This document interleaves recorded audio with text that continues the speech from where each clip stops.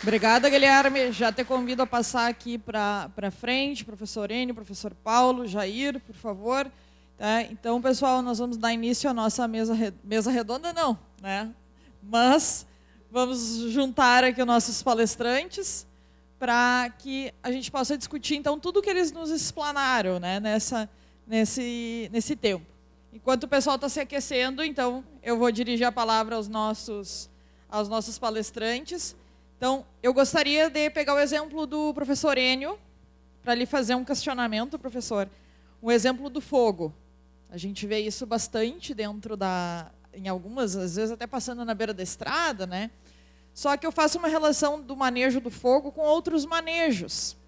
Por exemplo, o monocultivo do arroz, nós ainda temos diversas áreas, né? E uma certa resistência por parte dos produtores em optar por a rotação. Muitas vezes não é só uma questão de limitação de área, de enchentes ou outra questão técnica, é por uma decisão, estou indo bem com o arroz, vou continuar. E a mesma coisa o uso excessivo da grade, né? Que, ao meu ver, faz uma relação muito interessante com o que o senhor falou do fogo, né? Os dois têm talvez um efeito aí similar sobre a nossa conservação. E o senhor mostrou ali que o mercado vai exigir, né, que além de sermos sustentáveis no sentido social e econômico, mas o ambiental vai nos direcionar. Então, assim, eu gostaria de que, não posso dizer talvez um conselho, mas o que o senhor poderia dizer para esses produtores, assim como talvez o senhor não teve ali, né, aquele momento do rapaz falou que colocava fogo e ia continuar fazendo, né, mas nós, como, né, pessoas que transferem ou trocam o conhecimento, o que o senhor falaria, então, para os produtores que continuam optando pelo monocultivo, né, ou são mais resistentes na adoção de sistemas mais conservacionistas, que não são fáceis de ser adotados, mas são necessários?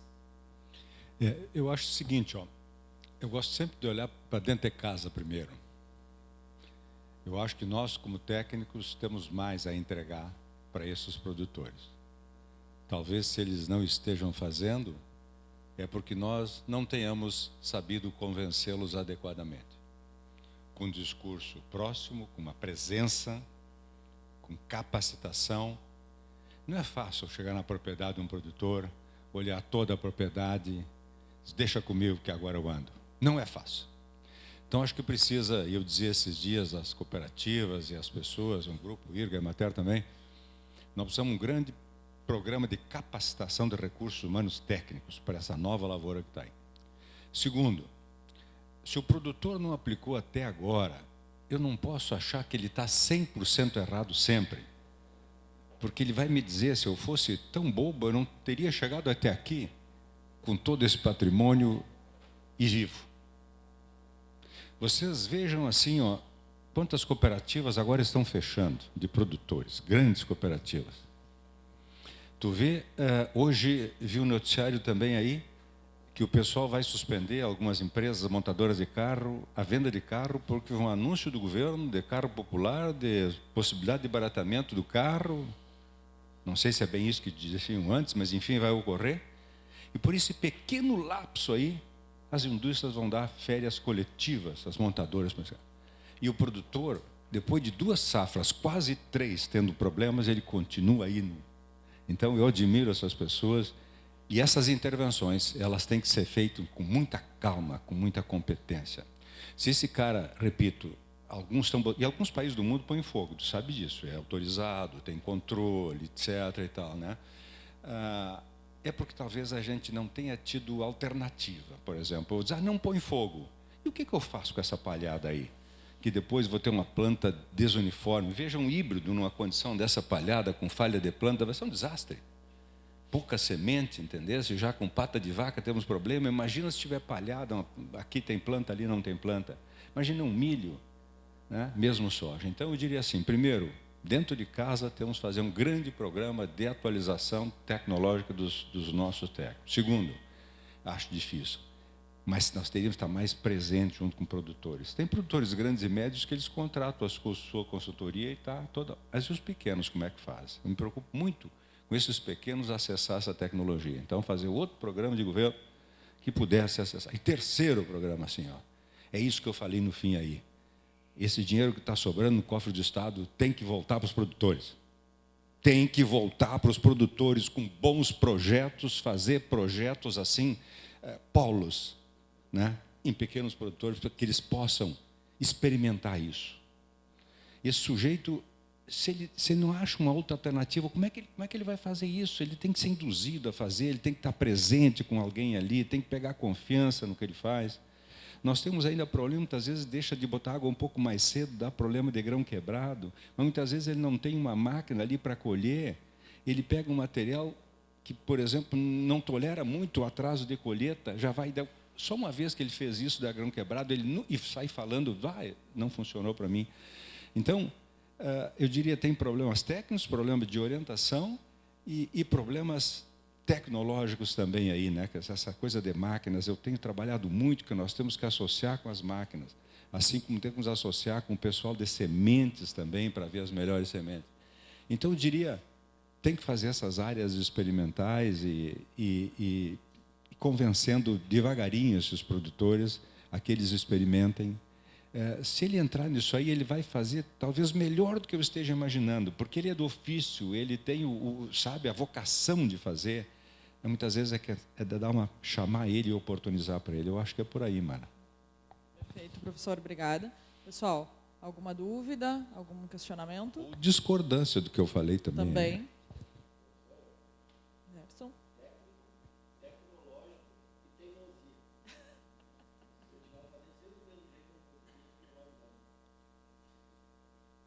Não, isso é verdade, isso é verdade. Como esse produtor aí, tem outros relatos também. É preciso que a gente, assim, pegue essas pessoas e põe dentro de um ônibus e leve para experimentar, caso de sucesso. O projeto 10 se baseou nisso, não era? Pegava os produtores de referência, e ao redor do mundo esses projetos de extensão, se eu olhar, e eu estudei isso, e é assim que se faz. Pega os produtores de referência e leva para dentro. Leva para dentro da propriedade do Daniel lá. Sei que ele não gosta muito, mas é um modelo. Leva lá. Tu convence um hoje, o Daniel ou qualquer outro. Amanhã, outro é convencido. Eu não... O pai dele gosta. Eu sou um semeador, sabe? Muitas sementes caem em cima das pedras, mas uma só que caiu bem, eu já estou faceiro. Então, pega esses caras, pega essas pessoas e leve para enxergar. Sabe? Muitas vezes o discurso meu está longe do produtor. Agora, quando é com o Teco, outro produtor, lá com o Jair, por exemplo. Pô, mas o Jair fez, o Jair é minha cara, é parecido comigo, ele faz a mesma coisa que eu, passa a ter validade. Então, eu acho que esse processo de extensão, de conhecer outras realidades, é muito, muito importante, um processo de mudança de mentalidade. Porque se não mudar a cultura... E outra coisa, se esse velho não tiver jeito, trabalha com jovens. Trabalha com jovem e leva a tecnologia. Esse jovem, com o mesmo método que eu quero convencer um velho, eu não convenço um jovem, porque ele quer tecnologia, que é a coisa um pouco mais fácil e tal. Nós temos que achar este jeito de transferir para esses jovens aí. Já falei demais, vou deixar para outro. Perfeito, professor.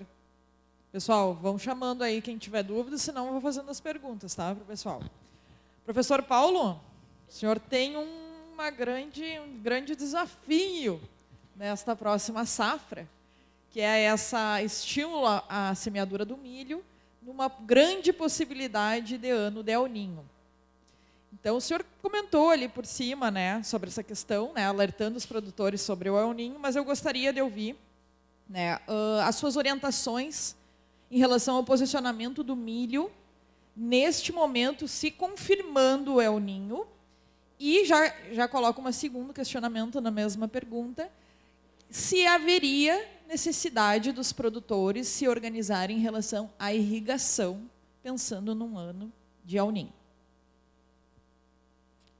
Eu vou começar, sempre todo mundo começa pela segunda pergunta e depois esquece da primeira. Na realidade, eu acho assim, para milho, olha, eu trabalhei com 50 safras de milho, não houve safra de milho que eu não precisasse irrigar. E isso aí é porque, na realidade, se tu planta o milho em setembro, ele vai florescer em novembro, dezembro, são os dias mais quentes. Então, essa possibilidade não existe, sabe? Então, por isso que por exemplo, o milho, se não for irrigado, se a pessoa não tiver a condição de irrigar, mesmo no ano de El Ninho, eu não recomendaria. Não sou louco. Porque, na realidade, o custo de implantação do milho hoje estaria em torno de R$10.000. E aí, se ele não tem irrigação, isso pode baixar para 3 toneladas, das 50 sacos a 70, 3.000 e pouco. Né? Eu até hoje não entendo como é que esse pessoal aí do Planalto, Passo Fundo, eles continuam a plantar milho. Não sei. Assim, com 3 anos, talvez por ser teimoso, não sei. 3 anos de laninha tripla, né? Então, agora, na realidade, com relação ao excesso hídrico previsto, na verdade, essa aí eu acho que há que ter uns cuidados maiores. Por exemplo, em áreas, a escolha de áreas assim com menor risco, né? Eu acho que esse seria um ponto chave. Claro, e a pessoa que tem áreas banhadas pelos rios, né? Porque normalmente as enchentes lá de setembro ela vem, né? E um lado bom, tirando esse negócio da cigarrinha, né, que ela dá nos plantios mais do tarde, se tu plantares de agosto a novembro, por exemplo, o Roberto tem plantado milho em novembro e tem tirado produtividades muito altas, né? Claro, aí teria que se tomar um cuidado maior com relação à cigarrinha, né, que é um problema sério.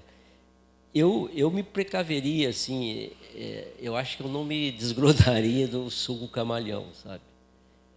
Agora, a questão é, se a pessoa já não tem pronto, qual a janela que vai ter para fazer o suco camalhão.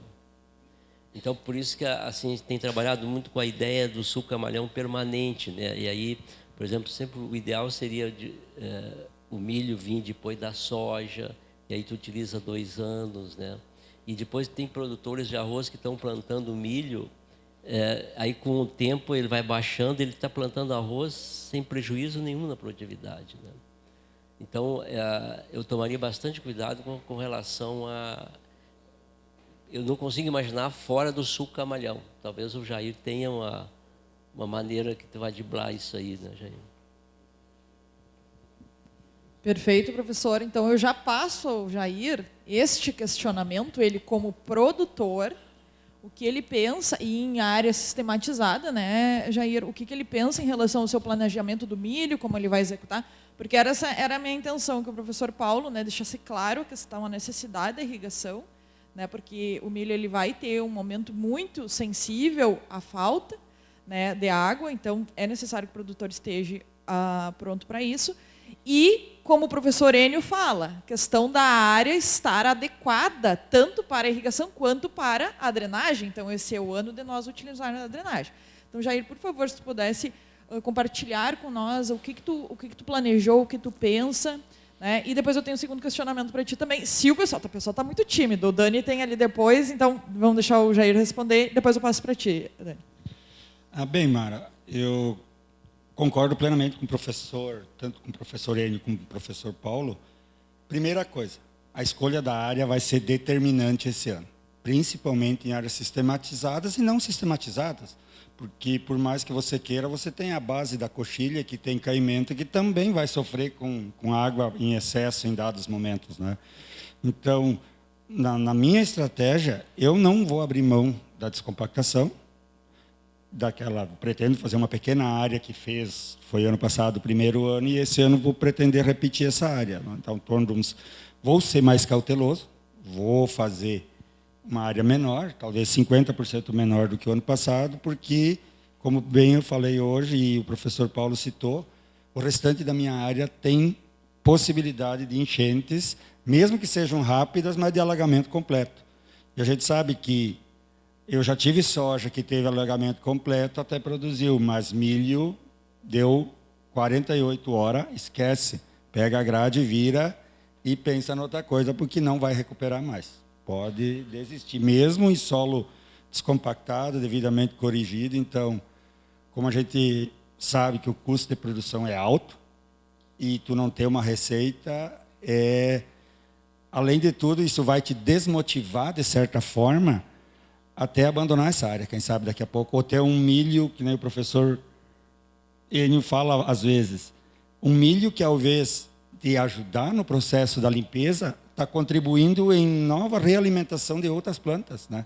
Então, você tem uma lavoura que tem um furo aqui, mas vou tocar porque a beirada está boa.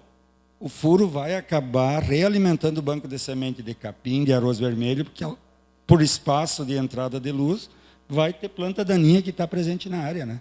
Então, vejo que não tem muita alternativa. Primeiramente, escolha a melhor área e com cautela. Faça com drenagem correta e não abra mão da irrigação. Porque eu já tive milho que choveu 60 dias sem parar, que chovia tudo certinho. Esse milho entrou coincidentemente no pendoamento quando faltou chuva 20 dias. E se eu não tivesse irrigação, eu não teria colhido. Eu teria feito tudo certo, o tempo teria me ajudado, tudo, mas aquela irrigação do pendoamento foi determinante para fazer o seguro da minha produtividade. Perfeito, obrigada, Jair. Daniel, se quiser. Não, a pergunta seria essa aí que o gerente falou em parte. No nosso caso, estou com a área suavizada, a área feita os camalhões, estruturado já. A draga saiu de semana passada lá de fora, está tudo limpo, os canais, o dreno, tudo prontinho. Não tem cobertura, senão não consigo entrar na área. Né? Vem pro charco, não consigo rodar. Já fiz isso ano passado, atolei plantadeira. A pergunta, que eu tenho a dúvida, na parte mais sentada, nós estamos calculando aqui em torno de 2% do caimento, o desnível. Eu semear em agosto ou atrasar para plantar lá em outubro, novembro. Teria medo disso aí, Jair? De plantar em agosto, estabelecer e morrer planta? Eu acho que na visão de produtor, não pega enchente. Eu acho que, Daniel, se tu tiver a possibilidade de implementação da lavoura, a chance de perda dela de um estágio um pouco mais avançado, eu acho que, na minha parte prática, é menor do que quando tu tem a perda por falta de stand inicial. A planta não nasceu porque afogou ou porque apodreceu a semente. Não precisa replantar porque não vai pegar mais a lavoura. Isso eu aprendi, o primeiro ano eu fiz, pensando, falhou uma linha, a semeadeira, vou replantar. O professor Paulo me disse, se as plantas nascerem todas num dia é melhor. A gente sabe que isso é muito difícil no plantio. E replantei, ela é dominada. A outra planta ganhou 5 dias de crescimento e o crescimento do milho é muito rápido. Então, ele acaba fazendo competição e aquele lá está só te tirando nutriente das linhas laterais e não vai te contribuir em nada, né? Então, se ela estabelecer bem, eu acho que tu não vai ter uma perda, vamos dizer, significativa. Tu tem uma chance maior de perdurar essas plantas, né, Daniel?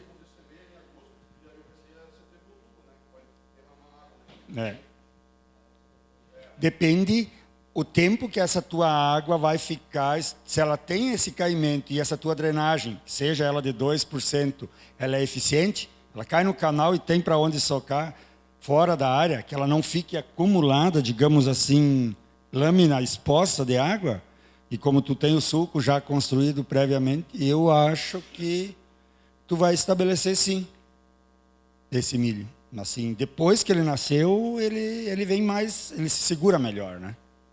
Também poderia o professor Paulo, o professor Enio contribuir a respeito, mas na minha opinião e prática foi o que eu tive nessas últimas safras.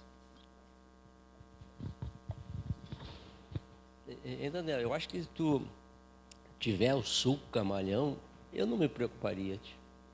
Porque, na realidade, o plantio, tu pretende fazer sucessão com a soja? Não. Não. Pretende depois plantar soja em sucessão? Não. Tu vai jogar só no milho. Só no milho. Porque, na realidade, essas semeaduras de agosto, assim, a grande vantagem é que, devido à temperatura mais baixa, a planta cresce menos.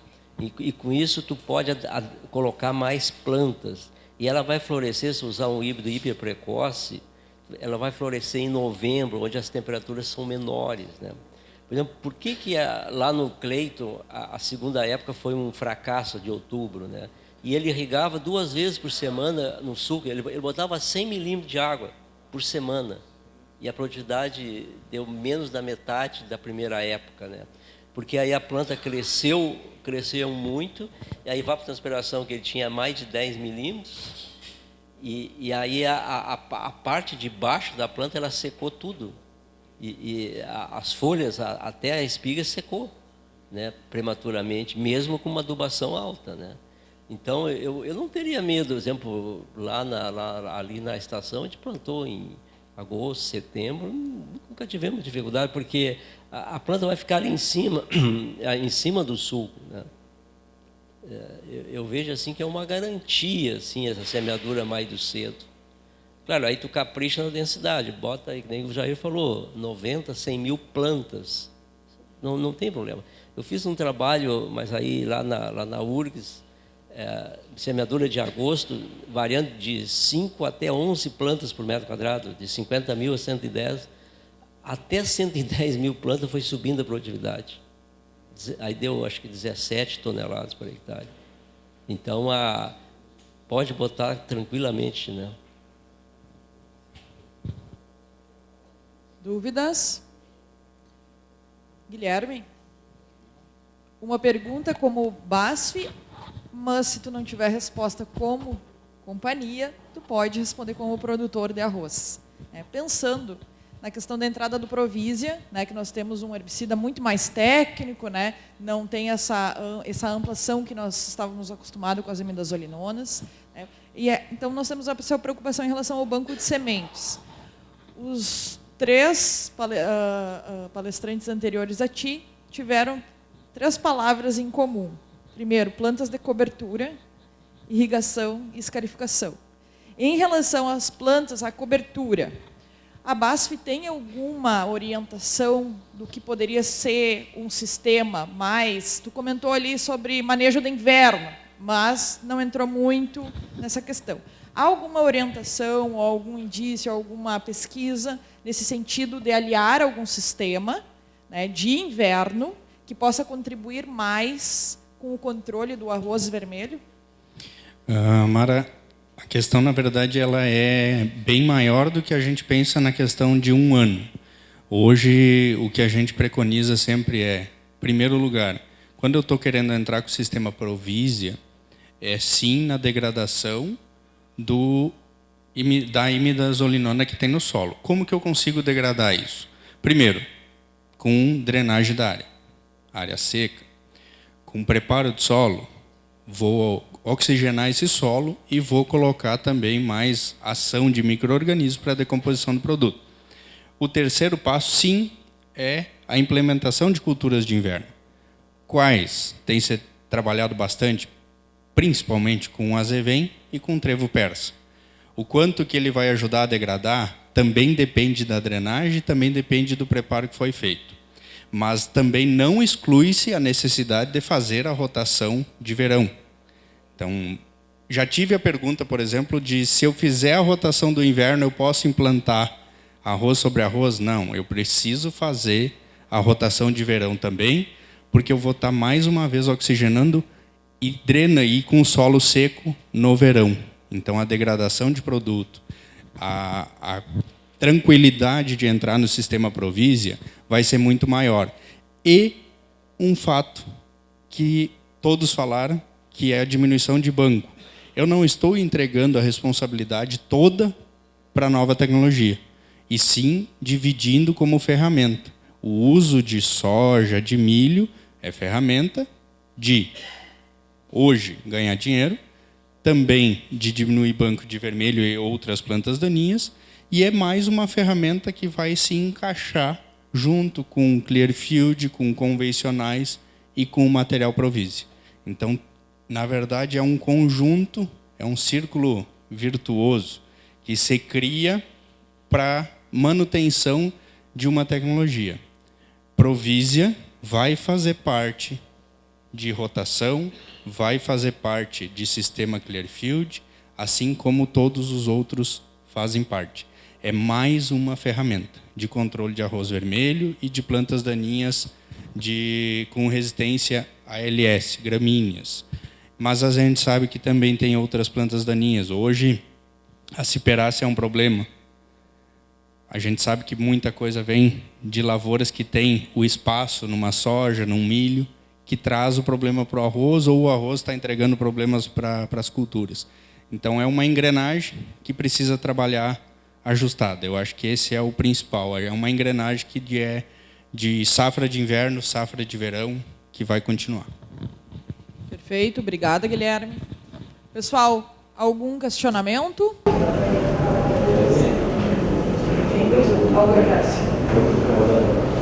Continua as duas aplicações de entrada d'água? Sim, Gerson. A recomendação hoje é fazer as duas aplicações em solo seco, com V2, V4, até porque não existe a CCASE com registro de aplicação em lâmina de água. Tá? Então, é as duas aplicações aí. Se por um eventual acaso acontecer de necessitar uma outra aplicação, tem que tirar a água e aí fazer sim uma terceira. Então, mas não é o posicionamento oficial hoje, mas é a necessidade de não ter lâmina de água na lavoura. Esse é o importante. E fazer as duas aplicações porque o produto não tem residual. Então, eu posso ter fluxo de sementes nascendo na sequência da primeira aplicação e na segunda eu preciso entrar com água para conter esse novo fluxo de novo. E aí a importância de ter rotação, diminuir banco, para também não entregar o cenário pior. Temos mais uma pergunta, Carlinhos?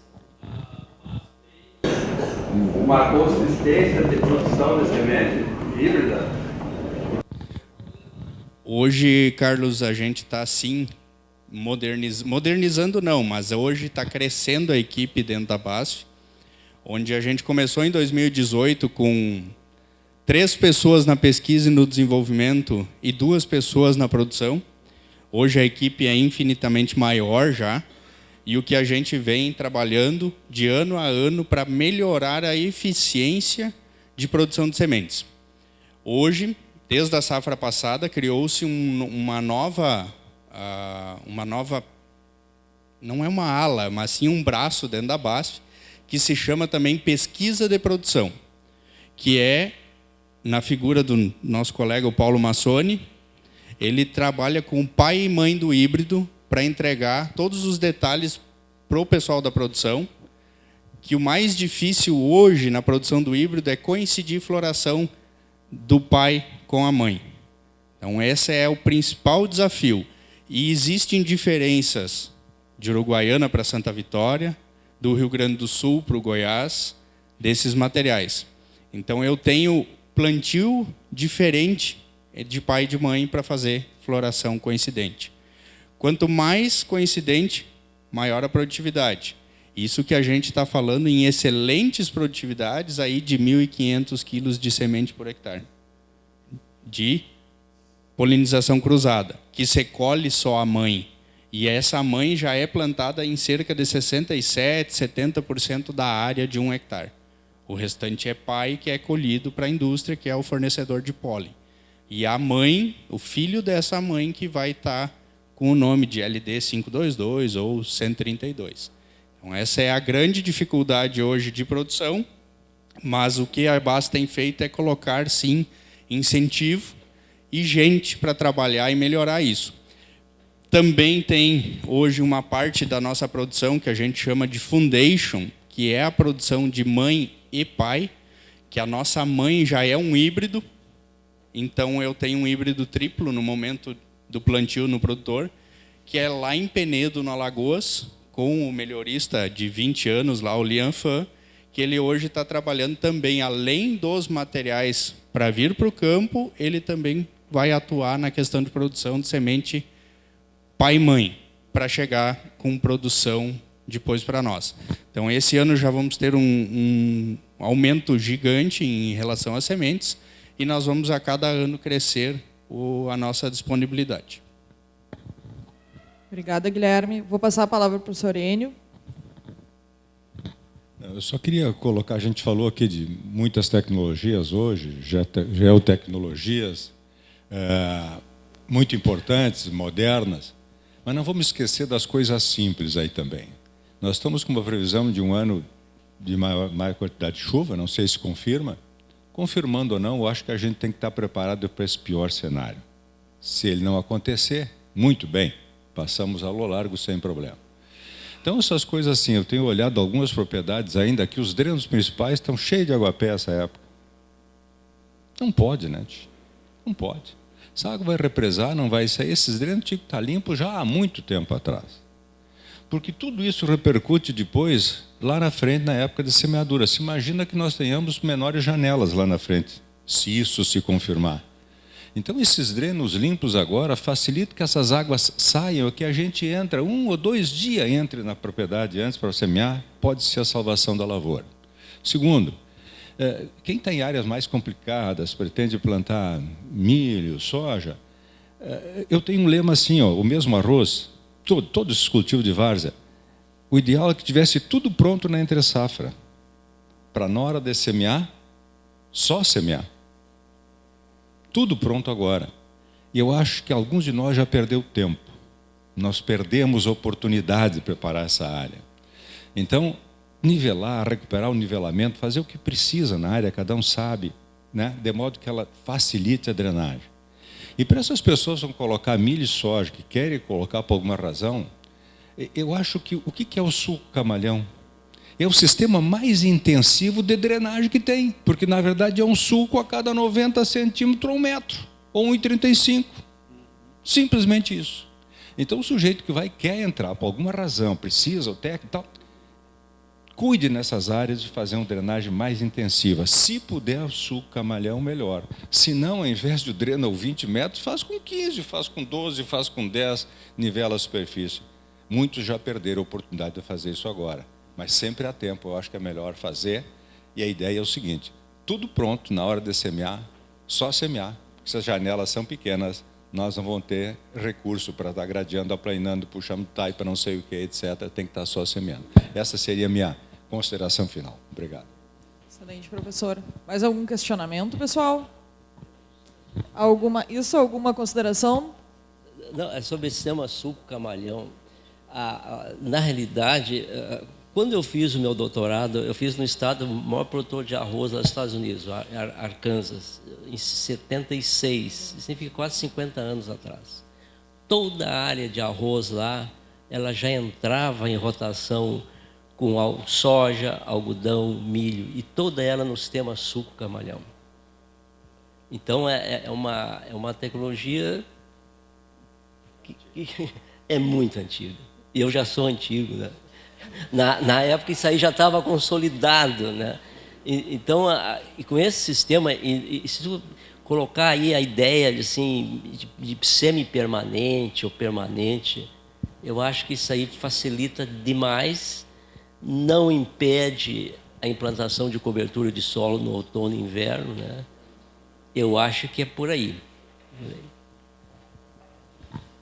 Bom, pessoal, como consideração final, eu acho que esse ano a gente vai ter um desafio bem significativo, pela questão de que nós vamos retornar a ter água disponível, muita água, quem sabe aí, e eu volto àquela preocupação de 2009 e 2010, porque a gente fez um esforço enorme aí nos últimos 3, 4 anos aí para que se diminuísse um pouco a área de arroz. E isso aconteceu de forma natural, puxado pelos preços do que se tem das commodities, tanto soja quanto milho, que estavam muito atrativos. E hoje, elogiável a atitude do Daniel de manter uma área de milho. Eu acho que nós precisamos continuar, porque a gente começou a construir isso, e a gente precisa manter, porque uma preocupação que eu pessoalmente tenho, digamos que nós retornássemos com só 150 mil hectares de arroz a mais do que nós tínhamos na safra passada. E quais são os 150 mil hectares que vão voltar? Os que tinham soja ou que tinham milho. Esses 150 mil vão ser 300, porque eles vão produzir 12 toneladas com um pé nas costas. São áreas limpas, vão plantar 24 RI e vão produzir absurdamente. E aí, ano que vem, se hoje nós ainda estamos alegres e calmos com o nosso preço de arroz estabilizado, Ano que vem nós vamos voltar a vender arroz a outros patamares bem inferiores por ajuste de oferta e demanda. É uma consideração final que eu gostaria de fazer e eu acho que é difícil argumentar como técnico, como produtor, tu convencer o produtor a não plantar, onde ele se preparou na área, fez toda a área, mas quem sabe não abandonar totalmente o sistema da rotação para voltar ao outro sistema, né? Acho que foi uma mensagem muito importante, Jair, né, que nós temos percebido isso, e sim, é uma preocupação grande em relação a essa tomada de decisão. Guilherme, tu gostaria de falar alguma consideração final? Mais uma vez, só agradecer ao espaço e lembrar que não existe safra igual, mas existe sim as melhores maneiras ou a coisa certa a ser feita. As coisas certas sendo feitas, com certeza os resultados serão melhores. E a safra nunca se repetirá. Então, cada safra vai ter uma característica, quem tiver mais preparado é o que vai sair melhor dela. É esse que é o principal ponto que a gente precisa entender. Obrigado, Mara. Então, agradeço, né, os nossos palestrantes por disponibilizarem o seu tempo, que o tempo é muito valioso, né, a gente sabe, mas principalmente o conhecimento, né, de vocês, todas as experiências, e vim aqui dividir, né, com nós de coração aberto aí, né. Então, eu acredito que todos nós vamos sair daqui um pouquinho melhores do que chegamos, né. O professor gosta muito de falar sobre a lei do cutuco, né? Eu tenho cutuca da frente. Acho que saímos todos cutucados daqui hoje, professor. Então, muito obrigada a todos vocês. Pessoal, gostaria de agradecer aos produtores e chamo o Pedro e o Cleiton para entregar, e o Nelson para entregar um mimo para os palestrantes e o Pedro para finalizar o seminário, então, né? Se despedir e fazer os agradecimentos. Obrigada, gente.